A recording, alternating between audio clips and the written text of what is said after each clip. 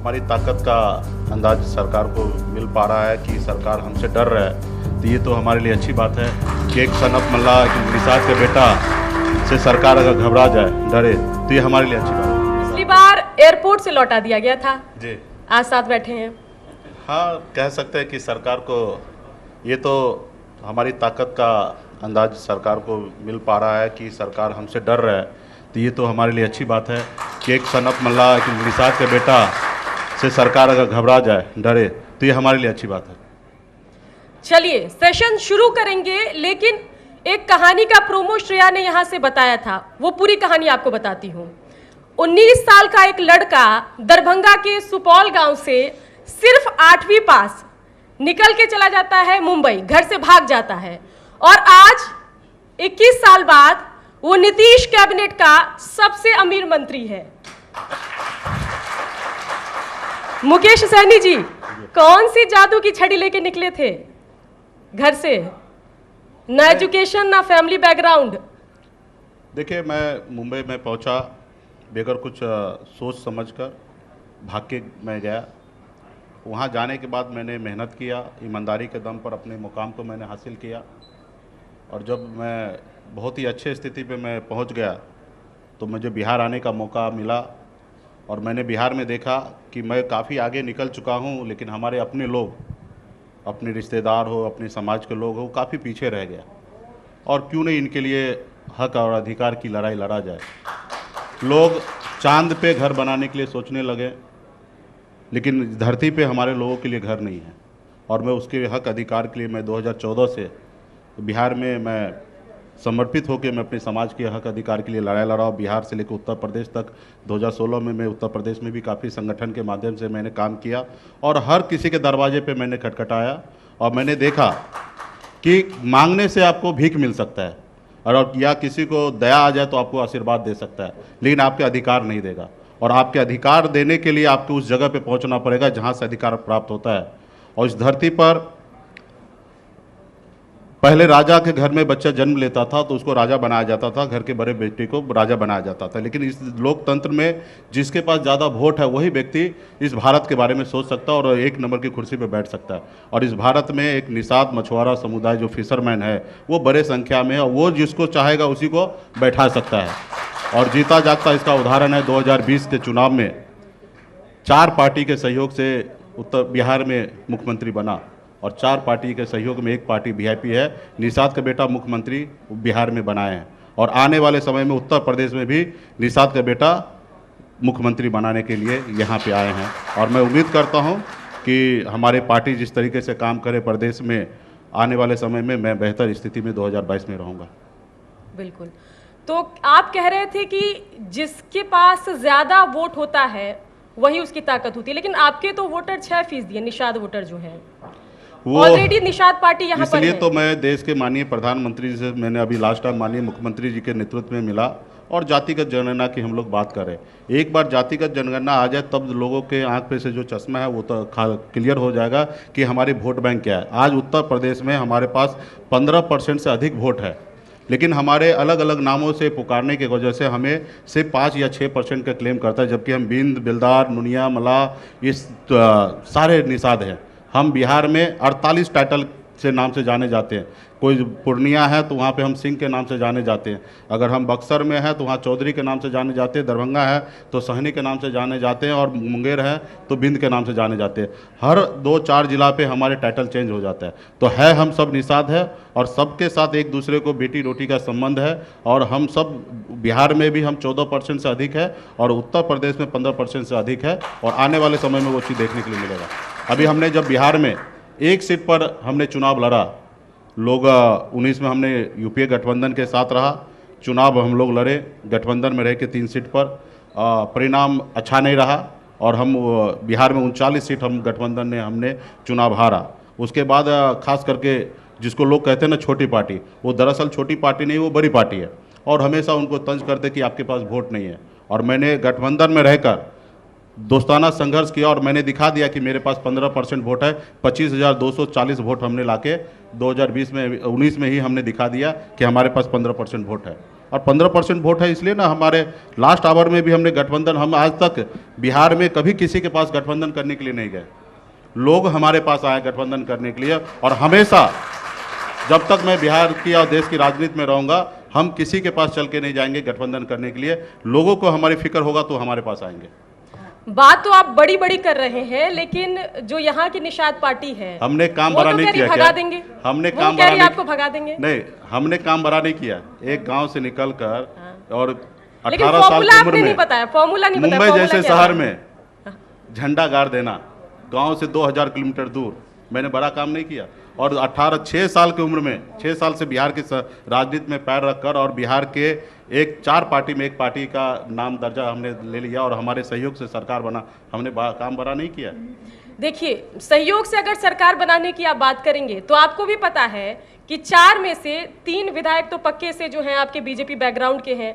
जिस दिन बीजेपी चाहते कि बिहार में ऑपरेशन वीआईपी हो जाएगा ऑपरेशन चिराग के बाद, और बीजेपी ने आपको अप्रोच एनडीए में इसलिए किया क्योंकि चिराग से डील नहीं हो पाई और वहां सिर्फ 11 सीट मिली आपको, और यूपी में आप दावा कर रहे हैं 160 165 सीटों पर उम्मीदवार उतारने की। तो बिहार में जो आपकी जन्मभूमि है, राजनीतिक कर्म भूमि है, शुरुआत जहां से आपने की पॉलिटिक्स की, वहां तो मात्र 11 सीट विधानसभा में, और यूपी में दावा 160 65, लोग कह रहे हैं चुनावी मेढक है। आप इतिहास देख लीजिए कि हम 2016 में भी उत्तर प्रदेश आके जितने भी बड़े बड़े रैली हुआ, चंपा देवी का रैली हो या सामाजिक न्याय के साथ चलने वाले लोगों को हमने जोड़ा। और हम लगातार जब से बिहार और उत्तर प्रदेश की राजनीति में सक्रिय हुए, लगातार मैं काम कर रहा हूँ। लोग क्या कहते हैं उसके बाद ज़्यादा मैं परवाह नहीं करता। मैं ईमानदारी से और मेहनत करता हूँ और सही को सही कहता हूँ, गलत को गलत कहता हूँ। फिर मुझे किसी का परवाह नहीं कि कल क्या करता है। हमारे 3 विधायक ले लेंगे, 4 विधायक ले लेंगे, हम बनाने वाले लोग हैं और उनको उसको मालूम है कि हम लेने से ही बड़ा आदमी बन सकते हैं। तो लेने वाले लोग ले और हम बनाने का काम करने वाले करेंगे। लेकिन ये आपके पास जो जानकारी है वो बिल्कुल ही गलत है। चारों विधायक मजबूती से वीआईपी पार्टी के साथ आस्था विश्वास जता रहे हैं और हमने उनको सिंबल दिया, टिकट दिया। वो चुनाव लड़े हैं, राजनीति में है। कल कौन कहाँ है, किधर जा रहे हैं, आप देखिए। एलजेपी घर के पार्टी रहने के बावजूद भी वो पार्टी टूट गया। तो राजनीति में होता है, जिसके पास कह सकते हैं ज़्यादा शक्ति है, पावर है, हमें हमारे अधिकार से वंचित रखता है। आज तो निश्चित तौर पे देश की आज़ादी 75 साल होने के बावजूद भी हमारे अधिकार से हमको दूर रखा है, जबकि इस देश के राजा निषाद होना चाहिए, 1 नंबर की कुर्सी पे निषाद को बैठना चाहिए, लेकिन लोग नहीं बैठने दे रहे। तो ये तो हमारे साथ मजबूरी है। तो एक ना एक दिन जरूर, कल तक हम 0 थे, 2019 में 0 है, 2020 में 4 हुआ, आने वाले 2025 में 40 होगा और उसके बाद 125 भी हो सकता है। तो ये तो चलते रहेगा। ये तो आज देश में कोई भी पॉलिटिकल पार्टी, कोई भी नहीं चाहेगा कि वीआईपी पार्टी आगे बढ़े। ये वीआईपी पार्टी का कर्तव्य है, वीआईपी पार्टी के वर्कर का, कार्यकर्ता का धर्म कर्म है कि हमें कितने आगे बढ़ना है। और हम में दम होगा तो हम आगे बढ़ेंगे, अगर वो दम नहीं होगा, शक्ति नहीं होगा, तो हम निश्चित तौर पर हम पीछे रहेंगे। लोग कह रहे हैं कि बिहार में जो है मुकेश सहनी फंसे हुए हैं, जो ना एनडीए में खुल के रह पा रहे हैं, ना सांस ले पा रहे हैं। 4 में से जो 3 विधायक हैं वो पूरे बीजेपी बैकग्राउंड के हैं। नाम मैं गिना दूंगी, सब 5-5 साल 10-10 साल पुराने बीजेपी के लीडर रहे हैं, विधायक रहे हैं। उनको आपकी डील यही हुई है उनके साथ कि सिंबल वीआईपी का और कैंडिडेट बीजेपी का। और इसमें से ये क्या डील हुआ, जो भी चीज़ें हुआ, हम लोगों के 2 आदमी और 4 आदमी के बीच में हुआ और निश्चित तौर पे वहाँ आप नहीं थे। और लोगों निश्चित तौर पे जब इस देश धरती पर सीता माता के ऊपर अगर आरोप लगा सकता है 4 में से 3 कैंडिडेट 2020 में बीजेपी छोड़ के वीआईपी में आए हैं, क्योंकि सीट शेयरिंग का फॉर्मूला ऐसा था कि वो सीट वीआईपी। मुझे लगता है कि चुनाव आयोग के वेबसाइट पे जाके आपको देखना चाहिए कि किसका विधायक है। ठीक है, लोग तो बहुत कुछ बोलेंगे, अभी कल तो मुझे भी बोल सकते उनके हैं। तो आज निश्चित तौर पे मैं एनडीए के साथ हूँ, मेरे अच्छे संबंध है दिल्ली के बड़े बड़े नेता। तो यहाँ कोई डील क्यों नहीं हो पा रही है एनडीए के साथ? मुझे किसी से डील नहीं करना है। मैंने तो सीधा बिहार उत्तर प्रदेश में हमने पार्टी लॉन्च किया एक ही नारा से, आरक्षण नहीं तो गठबंधन नहीं, और सीधा एक ही इशारा है कि आरक्षण हम केंद्र सरकार से मांग रहे हैं। अगर बिहार में आरक्षण हो जाता तो मैं अभी तक करा लेता। अभी ये आरक्षण दिल्ली से होना है और दिल्ली से निश्चित तौर पर हमारा एक ही नारा है, आरक्षण नहीं तो गठबंधन नहीं। और ये कह सकता हूँ कि हम दिल्ली के सरकार के कह रहे हैं। हमारे बिहार में माननीय मुख्यमंत्री नीतीश कुमार जी के नेतृत्व में बिहार में सरकार चल रहा है और बहुत ही कंफर्टेबल से, मजबूती से हम अपने बिहार के 12 करोड़ जनता के लिए मैं आज काम कर रहा हूं और कहीं पे हमारे एनडीए में कोई मतभेद नहीं है। और निश्चित तौर पे हर पार्टी का सोच होता है कि हमारी पार्टी आगे बढ़े। हमारा भी सोच है कि हमारी पार्टी बिहार में बहुत मजबूती से काम करे, उत्तर प्रदेश में हमारी पार्टी बेहतर स्थिति में रहे, उत्तर प्रदेश में हमारे विधायक बने, मंत्री बने, हम उत्तर प्रदेश में भी किंग मेकर के भूमिका में रहें जिस तरीके से बिहार में है। तो ये हमारा काम है, हम काम करना, लोगों का जो काम है वो लोग करें। जी बिल्कुल। 160 165 सीट पर आप दावा कर रहे हैं, इसमें से जीतेंगे कितनी? मैं जीतने का दावा आज जीरो करता हूँ। जीरो? मैं कितना जीतूंगा इसकी बात मैं नहीं सोच सकता, वो बिहार के, उत्तर प्रदेश की जनता के हाथ में है कि हमारे विचारधारा और हमारे ऊपर, हमारे प्रत्याशी के ऊपर कितने प्यार दर्शाते हैं। आज हम कुछ भी बोल देना, मुझे लगता है कि उत्तर प्रदेश की जनता का अपमान होगा कि उसके वोट का अधिकार हम कैसे बता सकते हैं कि वो कहाँ पे देंगे। लेकिन निश्चित तौर पर 165 सीट पर हम लड़ेंगे तो हमारी स्थिति वो होगा कि हम एक सीट पर कहीं 35,000, कहीं 50,000, कहीं 40,000, कहीं 30,000, कहीं 10,000 वोट हमारे पास आएगा और एक बड़ा वोट हमारे पास आएगा, और ये हमारा अपना वोट है। कोई क्लेम नहीं कर सकता कि ये उनका वोट है। और जब मेरे पास इतना वोट होगा तो इसका अंदाज़ा लगा लीजिए कि जो लोग हमारे वोट को इग्नोर करता वो कम से कम उत्तर प्रदेश में 75 सीट हारेगा। हमने बिहार में एक ही सीट लड़के दिखाया, हमने टेलर दिखाया, एक जगह हमने लड़ा तो अगला को एहसास हो गया कि हम वहाँ हार रहे हैं। और वही जब भी उत्तर प्रदेश हम लड़ेंगे तो हम 150 नहीं कह सकते, लेकिन 75 सीट निश्चित तौर पे अगला हारेगा। एक सवाल मैं पूछ लेता हूं, चूंकि डील की बात हो रही थी जी। तो मुकेश सहनी जी, क्या बीजेपी से दिल्ली से लेकर उत्तर प्रदेश तक में कोई डील हुई है क्या? क्योंकि संजय निषाद लगातार बीजेपी के संपर्क में हैं, नाराज, कभी मानते हैं कभी नहीं मान, और अचानक से आपका जो पदार्पण हुआ है उत्तर प्रदेश में, ये किसी बड़े डील का हिस्सा है क्या? अभी आप जो बोल रहे, लेकिन ऐसी कोई डील नहीं है। हमारे अच्छे संबंध दिल्ली में हैं और बिहार में हम लोग एनडीए के साथ सरकार में हैं। यहाँ हमारी पार्टी स्वतंत्र है। अब मजबूती से हमारा एक ही लड़ाई है, ये पार्टी भी बना निषाद को आरक्षण दिलाने के लिए। हम मुंबई से बिहार में आया हूँ, राजनीति करने के लिए मैंने सोच के नहीं आया, मंत्री बनूंगा ये सोच के नहीं आया। मैं सिर्फ ये सोच के आया था कि हमारे लोगों के लिए भी इस धरती पे घर हो, उनको भी इस धरती पर सम्मान मिले। और वो लड़ाई लड़ते लड़ते हमने 5 साल बिताया और 7 दिन तक मैंने अनशन किया। वहाँ पे हमने देख लिया कि कोई लोग सुन नहीं रहे। उसके बाद हमने 2018 में पार्टी बनाया और पार्टी आज बिहार में सक्रिय होकर और सरकार का हिस्सा है। तो मैं सिर्फ निषाद को आरक्षण दिलाने के लिए हूँ। हाँ, कल अगर निषाद को आरक्षण अगर दे दे भारतीय जनता पार्टी, जो एनडीए की सरकार है दिल्ली में, तो उनके हर कंडीशन में मानने के लिए तैयार हूँ। यहाँ पर आप कह रहे हैं आप स्वतंत्र लड़ेंगे, क्या सपा जो छोटी छोटी पार्टियों को जोड़ने की कोशिश कर रही है, बिहार में आप मंत्री हैं, एनडीए में हैं, तो यहाँ के आपके ऑप्शन खुले हैं कि आप समाजवादी पार्टी के गठबंधन में या दूसरे गठबंधन में शामिल हो सकते हैं, या फिर यहाँ भी आप एनडीए में घुसना चाहेंगे? नहीं, बिल्कुल ही नहीं। खास करके अभी जो हमारा सोच है कि मैं अकेले अपने दम पर चुनाव लड़ूं, और 4 पार्टी के साथ तो बिल्कुल ही नहीं गठबंधन, जिसमें भारतीय जनता पार्टी है, सपा है, बसपा है, कांग्रेस है। ये 4 पार्टी के साथ तो गठबंधन बिल्कुल ही नहीं। अगर गठबंधन हो सकता है तो आरक्षण अगर लागू करते हैं केंद्र में तो निश्चित तौर पे बीजेपी के साथ हम हर कंडीशन उनका मानने के लिए तैयार हैं। उसके अलावा हम यहाँ पे चुनाव लड़ेंगे और दिसंबर में जाके सोचेंगे। बहुत सारे साथी हैं जो सामाजिक न्याय की बात करते हैं, सामाजिक न्याय के लिए लड़ाई लड़ रहे हैं, सबसे हमारा मिलना जुलना हमेशा रहता है। और ऐसे ज़रूरी पड़ा तो दिसंबर में सोचेंगे कि अगर मेरी मदद से अगर उनका अच्छा हो सकता है या उनकी मदद से हमारे पार्टी को अच्छा हो सकता है, ऐसे लोगों के साथ हम लोग हो सकता है दिसंबर में ये चीज़ को सोचेंगे कि उनके साथ गठबंधन करें। बिल्कुल। तो निषाद पार्टी के साथ, संजय निषाद के साथ क्या चल रहा है? वीडियो कई वायरल हो रहे हैं, धमकी दे रहे हैं आपको, आपस में लड़िएगा तो फिर तो वोट और कटेगा। देखिए, वो संजय निषाद जी हमारे साथ में काम करने का हमारे समाज से हैं, निषाद का बेटा है, और 2016 में वो जब जेल में थे तो मैंने उनको जेल से बाहर निकाला और उत्तर प्रदेश में उनको हमने पार्टी बनवाया, उनको हर तरह से हमने मदद किया। और आज वो समाज के लिए नहीं, अपने घर और अपने परिवार के लिए सोचते हैं। वो पार्टी नहीं, दुकान चला रहे हैं और एक टिकट पे समझौता कर लेते हैं। अब 2018 में भी देखिए तो गोरखपुर में समाजवादी पार्टी से समझौता करके अपने बेटा को 1 साल के लिए सांसद बना लिए। 2019 में लड़ने का समय आया, एक टिकट पे समझौता कर लिए भारतीय जनता पार्टी से और वहाँ पे समझौता कर लिए। अभी भी वो सिर्फ यही सोच में है कि हमारा कैसे भला हो जाए, और उनको 5 साल ही अभी लड़ाई लड़ना है। और मेरे पास अभी 40 का हुआ हूँ और 35 साल राजनीति और करना है, समाज के लिए लड़ना है। तो मुझे पता है कि हम अगर अच्छी तरीके से लड़ाई लड़ पाए तो आने वाले समय में हम अपने लोगों को सम्मान दे सकते हैं। तो इसलिए हमारी सोच ऊपर है। उनकी सोच है कि किसी तरीके से मंत्री बन जाए। अरे भाई, मंत्री कैसे बनिएगा? आपके पास विधायक होगा तब ना आपको कोई मंत्री बनाएगा। आपको डिप्टी सीएम कैसे बनिएगा? आप दूसरे को बोलने से थोड़े होगा। फिर उस पार्टी में आप विलय कर लीजिए तो आपको शायद कुछ भी बना सकता है। आज देखिए, हमारे पास वो ताकत है कि एक समय था कि लोग हमें इग्नोर करते थे, लेकिन आज हमें ऑफर करता है कि हमारे साथ आ जाइए, हम आपको डिप्टी जेल से सीएम भी बनाते फोन हैं। आता है आपको? जेल से फोन आता है, सुने हैं? आता ही था, इसमें कोई कहने वाली, सबको पता लेकिन है कि क्या बात इतने है। फोन आने के बाद भी रिचार्ज तो छोटा ही हुआ ना। छोटा कूपन आपको तेजस्वी बुलाते हैं। ठीक है, एक समय था कि वो बड़े भाई हमको बोलते थे, आज उनको ऐसा क्या राजनीति- समय आ गया कि बड़े भाई से छोटा कूपन हो गया? नहीं, देखिए, हम तो हमारे 1.5 तो साल छोटा का भी- कार्यकाल, नहीं, 6 ठीक- साल आप चाह रहे थे, 4 साल का भी ऑप्शन था, लेकिन सबसे छोटा कार्यकाल कह रहे हैं आगे एक्सटेंड नहीं होगा।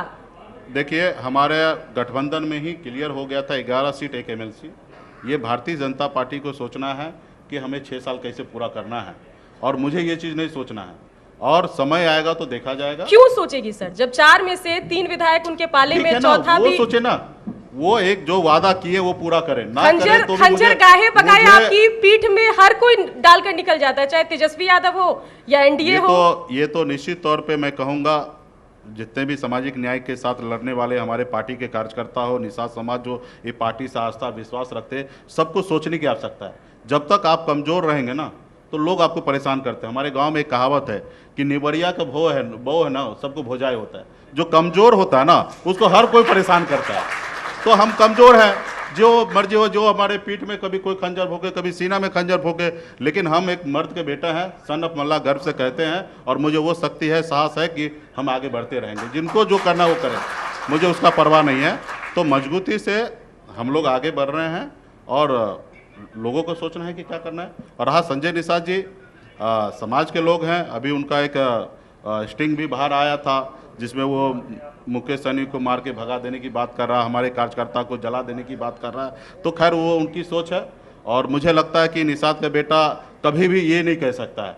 आज पूरे प्रदेश में, पूरे देश में अगर किसी निषाद के साथ अन्याय होता है, अत्याचार होता है, तो आज हम लोगों को खून खोलने लगता है कि ये हमारे समाज के साथ क्या हो रहा है। और कुछ हमारे समाज के लोग अपने आप को लीडर कहते हैं, पॉलिटिकल गॉड फादर कहते हैं, लेकिन वो कहीं ना कहीं निषाद के बेटा को मारने की बात करता। तो ऐसे लोगों के बारे में बिहार के, उत्तर प्रदेश के और बिहार के जनता सोचे कि किनके साथ रहना है। लेकिन कंफ्यूजन तो आपने निषाद वोटर के लिए खड़ा कर ही दिया कि आपके साथ जाएं या संजय निषाद के साथ जाएं। जो ताकत एकजुट रहती या इकट्ठा होती वो बट गई। देखिए, मैंने आपस में लड़ गए आप लोग, एक दूसरे को मार नहीं, काट मैं रहे हैं। लड़ा नहीं हूँ। मैं पार्टी हमारी है और हम पार्टी चला रहे हैं। मजबूती से उत्तर प्रदेश में पार्टी विस्तार किए हैं। रहा डॉक्टर साहब को एगो टिकट पे समझौता करना, 1 टिकट नहीं 5 टिकट उनको हम देने के लिए तैयार है।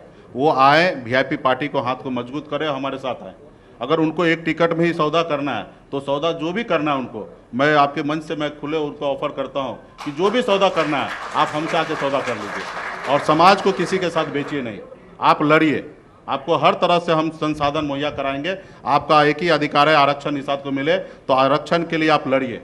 और आप भी और हम भी डिसीजन नहीं लेते, उत्तर प्रदेश के निषाद को छोड़ देते हैं कि उत्तर प्रदेश के निषाद का भविष्य कैसा होगा और आने वाले 2022 में चुनाव कैसे लड़ना है और क्या सोचना है। उत्तर प्रदेश में हर जिला से 10 आदमी का एक कमेटी बनाते हैं और पूरे कमेटी में उनके राइट होगा कि वो जो चाहेगा वही करते हैं। ना आप डिसीजन लीजिए, हम लेते हैं, और हम हर तरह से उनको सक्षम है उनको मदद करने के लिए। तो आप क्यों नहीं जाते हैं? कहाँ? आप उनके पास जाइए, आप मेरे पास आइए। तो हम तो कह रहे हैं ना, आप जाएंगे, आप इनिशिएट करेंगे बातचीत?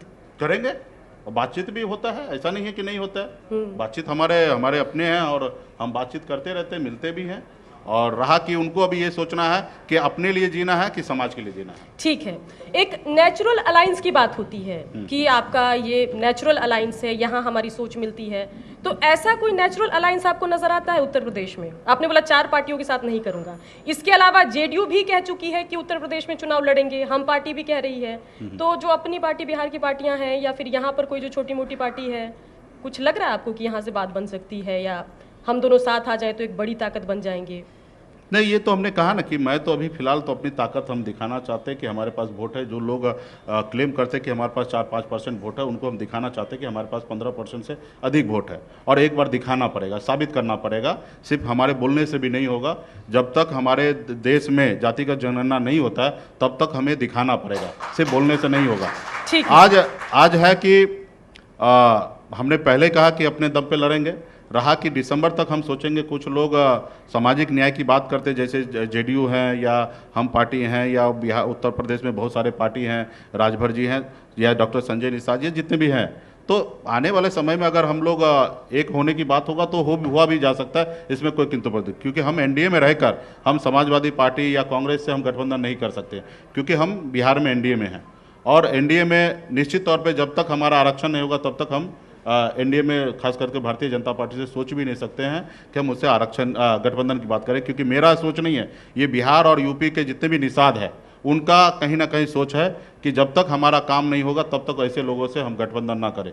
तो मुझे तो अपने लोगों को बात मानना है, हमारी मर्जी से तो हम काम नहीं कर सकते। जब हम अगर अपनी मर्जी से काम करेंगे तो फिर हमारे लोग फिर तो हमें भी छोड़ देंगे।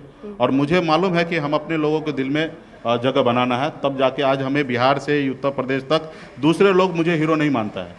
अगर हीरो अगर मुकेश सहनी को रियल में मानता है तो निषाद का बेटा ही मानता है, और उन्हीं के लिए निश्चित तौर पर मैं काम करता हूँ।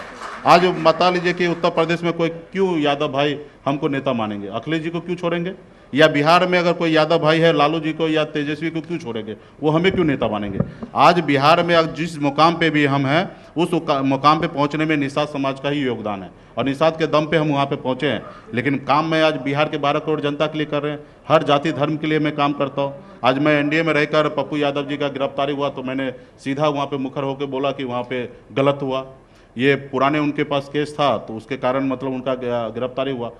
तो मैं एनडीए में रहकर भी अगर हमारी सरकार में अगर कुछ गलत होता तो उसको मैं बात को रखता हूँ, और वो मजबूती से हम काम करा रहे हैं हर जाति धर्म के लिए। चलिए, वीआईपी के आप फाउंडर तो हैं, सुप्रीमो भी हैं, लेकिन जब खुद चुनाव लड़ते हैं, लोकसभा भी हार जाते हैं, विधानसभा भी हार जाते हैं, बिहार में वो भी अपने क्षेत्र से, तो क्या कहेंगे फिर? ये ऐसा क्यों हो रहा है? जो मैजिक आपने दिखाया फिल्मों का सेट बनाने में, पैसा कमाने में, वो राजनीति में नहीं चल पा रहा है। नहीं, देखिए क्या होता है कि हमने पहले ही कहा कि आपके जब आप आगे बढ़ते हैं ना तो आपके अपने लोग आपके साथ हैं, लेकिन आपके जो दोस्त बनते हैं ना, कभी कभी वो भी आपके पीठ में खंजर भोंकने का काम करता है। तो 2019 में भी मेरे साथ ऐसा ही कुछ हुआ, और 2020 में भी ऐसा ही कुछ हुआ, और वो मैं इस मंच पे जिक्र नहीं करना चाहूँगा कि क्या क्या हुआ, लेकिन अपने लोग भी मुझे कोशिश करता कि हराएं ताकि ये उभर ना पाए। लेकिन मैं वो बाजीगर हूँ कि हारने के बाद भी मैं जीत जाता हूँ। आज मैं निश्चित तौर पे बिहार में मैं हारा, उसके बावजूद भी सर पे ताज हमारे पास ही है, चाबी हमारे पास ही है। तो निश्चित तौर पे ये होता है, चुनाव में आप उतरेंगे, हार जीत होगा। कभी कभी आपके दोस्त भी आपको हराने का कोशिश करता है कि आपकी कद बड़ा ना हो जाए। मुझे 2015 में पता था, इसलिए मैं 2015 में मैंने चुनाव नहीं लड़ा। लेकिन बाद में मुझे एहसास हुआ कि पावर आपके हाथ में चाहिए, और फिर जब हम लड़ने के लिए जाते हैं तो सीट बदल देना गठबंधन में, फिर आप अलग से जगह से लड़ जाइए, फिर वहीं पे कुछ लोगों को विरोध में पार्टी से उतरवा देना, तो ऐसे ऐसे चीज़ें हुआ है। तो मुझे लगता है कि आने वाले समय में मुझे लगता है कि ये चीज़ पर हम ज़्यादा ध्यान रखेंगे। जी बिल्कुल। तो चलिए, इसके अलावा चलिए कुछ नाम लेते हैं जो उत्तर प्रदेश के बड़े नाम हैं, उसके बारे में आप क्या सोचते हैं? आप इनके बारे में बताइए कि कौन आपको मजबूत लगता है, एवरेज लगता है, कौन कमज़ोर लगता है। पहला नाम है योगी आदित्यनाथ। मजबूत लगता है। चलिए, अखिलेश यादव। आज की तारीख में कमज़ोर है, क्योंकि बड़े वोट वाले को छोटा बोल रहे हैं, ये मुझे लगता है कि वो सही नहीं है। मायावती। मायावती जी शांत बैठी है, घर में है। प्रियंका गांधी। उनको मैदान में उतरना चाहिए। क्या तीन ये जो मैंने आपको ऑप्शन दिया, हाँ। कमज़ोर, मजबूत और एवरेज, हाँ, क्या उसमें से प्रियंका गांधी कमज़ोर हैं, एवरेज हैं, मजबूत हैं? एवरेज। एवरेज हैं। चलिए, संजय निषाद। उनको ईमानदारी से आगे चलना चाहिए। कमज़ोर है, एवरेज है, मजबूत है, ये बताइए। निषाद का बेटा है, कमजोर कैसे होगा? मजबूत है।